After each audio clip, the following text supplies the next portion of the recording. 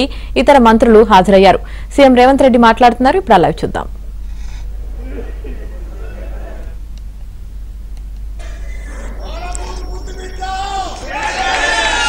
ఇప్పుడు తెలంగాణ సోదర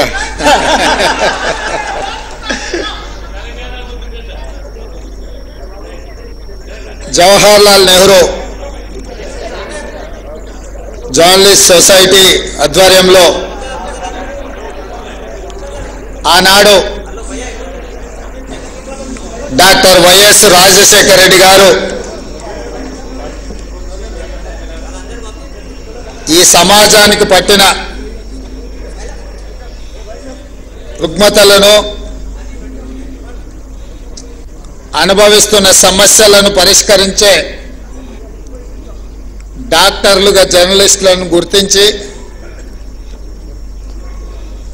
సమాజానికి చికిత్స చేసే డాక్టర్లు అనారోగ్యానికి నిర్లక్ష్యానికి గురైతే అది సమాజానికి నష్టము అన్న ఆలోచనతో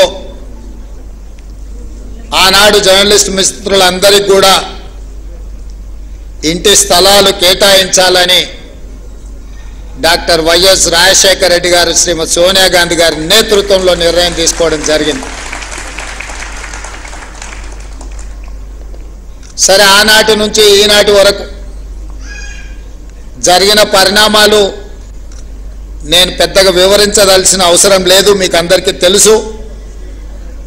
కానీ ఈరోజు ఒక పండగ వాతావరణంలో 1100 మంది జర్నలిస్టు కుటుంబ సభ్యుల సమక్షంలో నిలబడి ఈ సమస్యకు శాశ్వత పరిష్కారం చూపించిన సహచార మంత్రివర్గ సభ్యులు పొంగులేటి శ్రీనివాసరెడ్డి గారు,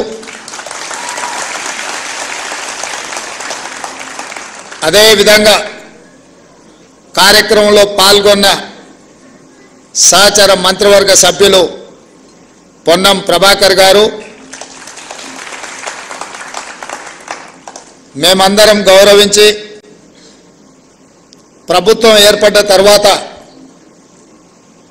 నేను తెలంగాణ రాష్ట్రానికి ముఖ్యమంత్రి కావాలని ఎంత బలంగా అనుకున్నానో ప్రెస్ అకాడమీ చైర్మన్గా శ్రీనివాసరెడ్డి గారిని కూడా నియమించాలని అంతే బలంగా నేను ఆనాడు భావించిన.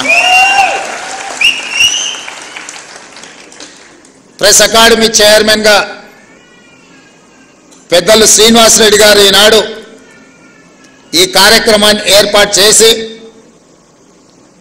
ఇందులో పార్లమెంట్ సభ్యులు చామల కిరణ్ రెడ్డి గారు, శాసన సభ్యులు మల్రెడ్డి రంగారెడ్డి గారు, వేం నరేందర్ రెడ్డి గారు, నగర ప్రథమ పౌరురాలు గద్వాల విజయలక్ష్మి గారు, అదేవిధంగా డిప్యూటీ మేయర్ శ్రీలత గారు, ఐఎన్పిఆర్ కమిషనర్ హనుమంతరావు గారు,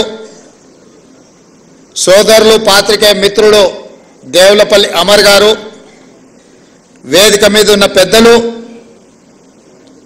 తెలంగాణ సమాజానికి ప్రతినిధులుగా ఉన్న జర్నలిస్టు కుటుంబ సభ్యులందరికీ కూడా ఈ సందర్భంగా అభినందనలు తెలియజేస్తున్నాను. ప్రతి సమస్యకు ఏదో ఒక పరిష్కారం ఉంటుంది. పరిష్కారం గొప్పగా ఉండొచ్చు, పరిష్కారం మామూలుగా ఉండొచ్చు.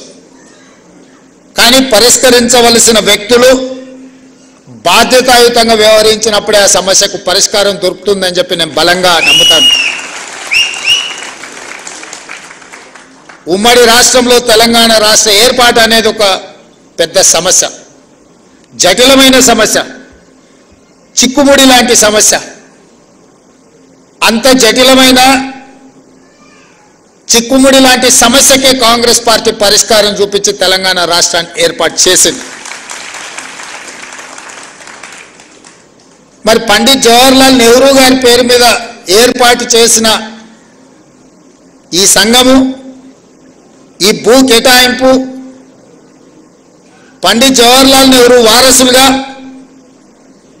శ్రీమతి సోనియా గాంధీ గారి ప్రతినిధులుగా ఈ సమస్యను పరిష్కరించడం మా బాధ్యత అని మేము భావించి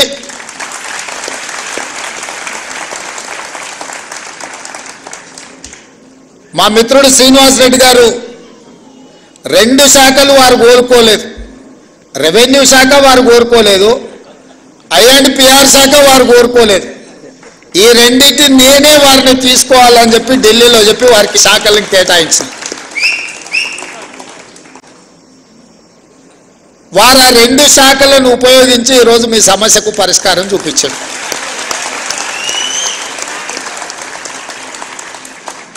నా దగ్గరికి వంశీ, రవికాంత్ ఇతర మిత్రులు వచ్చి 2-3 సార్లు నన్ను అడిగితే నేను చెప్పిన పైనుంచి ఆదేశాలు ఉండవు.